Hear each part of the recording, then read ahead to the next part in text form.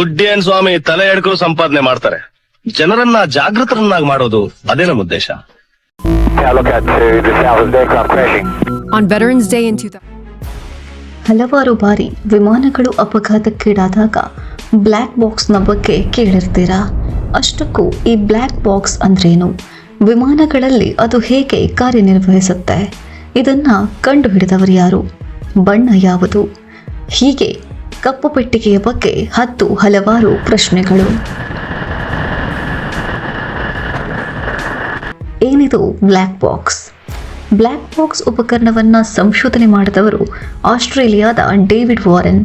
ಇದರಲ್ಲಿ flight data recorder ಹಾಗೆ cockpit voice ರೆಕಾರ್ಡರ್ಗಳೆಂಬ 2 ಭಾಗಗಳಿರುತ್ತೆ. 1953ನೇ ಇಸವಿಯಲ್ಲಿ ವಿಶ್ವದ ಮೊದಲ ವಾಣಿಜ್ಯ ಉದ್ದೇಶಿತ ಜೆಟ್ ಕಾಮೆಟ್ ವಿಮಾನ ಅಪಘಾತಕ್ಕೀಡಾಗುತ್ತೆ. ಈ ಸಂದರ್ಭ ವಾರೆನ್ ಮನದಲ್ಲಿ ಬ್ಲ್ಯಾಕ್ ಬಾಕ್ಸ್ ಸಂಶೋಧನೆ ಬಗ್ಗೆ ಯೋಚನೆ ಹೊಳೆಯುತ್ತೆ. ಆರಂಭದಲ್ಲಿ ತೊಡಕುಗಳು ಉಂಟಾದರೂ ಕೂಡ 1956ನೇ ಇಸವಿಯಲ್ಲಿ ಪ್ರಯೋಗಾರ್ಥ ಉಪಕರಣ ರಚನೆಯಾಗುತ್ತೆ. ವಿಶ್ವ ವಿಮಾನಯಾನದ ಸುರಕ್ಷತೆಗೆ ಡೇವಿಡ್ ವಾರೆನ್ ಸಂಶೋಧನೆ ವಿಶ್ವಕ್ಕೆ ನೀಡಿದ ಪ್ರಮುಖ ಕೊಡುಗೆಯಾಗುತ್ತೆ. ಬ್ಲ್ಯಾಕ್ ಬಾಕ್ಸ್ನಲ್ಲಿರೋ ಫ್ಲೈಟ್ ಡಾಟಾ ರೆಕಾರ್ಡರ್ ವಿಮಾನದ ವೇಗೋತ್ಕರ್ಷ, ಎಂಜಿನ್, ಗಾಳಿಯ ವೇಗ, ವಿಮಾನದ ಎತ್ತರ, ರಾಡರ್ ಇರುವ ಸ್ಥಳ ಮುಂತಾದ ಮಹತ್ವದ ಮಾಹಿತಿಗಳನ್ನು ನೀಡುತ್ತೆ. ಈ ಬ್ಲ್ಯಾಕ್ ಬಾಕ್ಸ್ ಶೂ ಬಾಕ್ಸ್ನಷ್ಟು ದೊಡ್ಡದಿದ್ದು ಇದರ ಹೊರಕವಚ ಪ್ರತಿಫಲಿಸೋ ಸಾಮರ್ಥ್ಯ ಹೊಂದಿದೆ.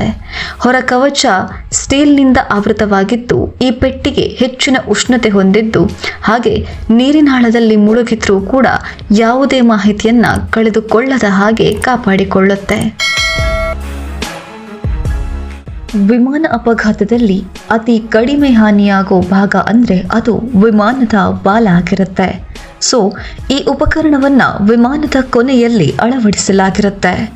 ಬಹಳಷ್ಟು ಅವಘಡಗಳಲ್ಲಿ ಬ್ಲ್ಯಾಕ್ ಬಾಕ್ಸ್ ಹೊರಭಾಗ ಹಾನಿಯಾಗಿದ್ರೂ ಕೂಡ ಮೆಮೊರಿ ಯೂನಿಟ್ ಮಾತ್ರ ಸುರಕ್ಷಿತವಾಗಿ ಲಭ್ಯ ಆಗುತ್ತೆ.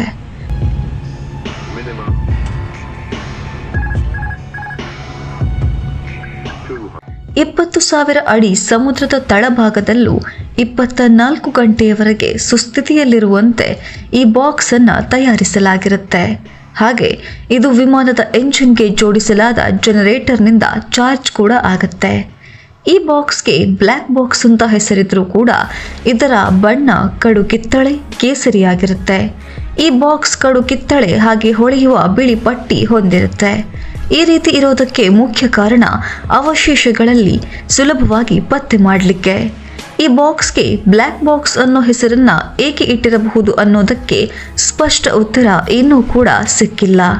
ಇದಿಷ್ಟು ಬ್ಲ್ಯಾಕ್ ಬಾಕ್ಸ್ನ ಬಗ್ಗೆ ಒಂದಿಷ್ಟು ಮಾಹಿತಿ. ಇದೇ ರೀತಿ ವಿಭಿನ್ನ ವಿಚಾರಗಳಿಗೆ ನಮ್ಮ ಚಾನೆಲ್ ಅನ್ನು ಫಾಲೋ ಮಾಡಿಕೊಳ್ಳಿ.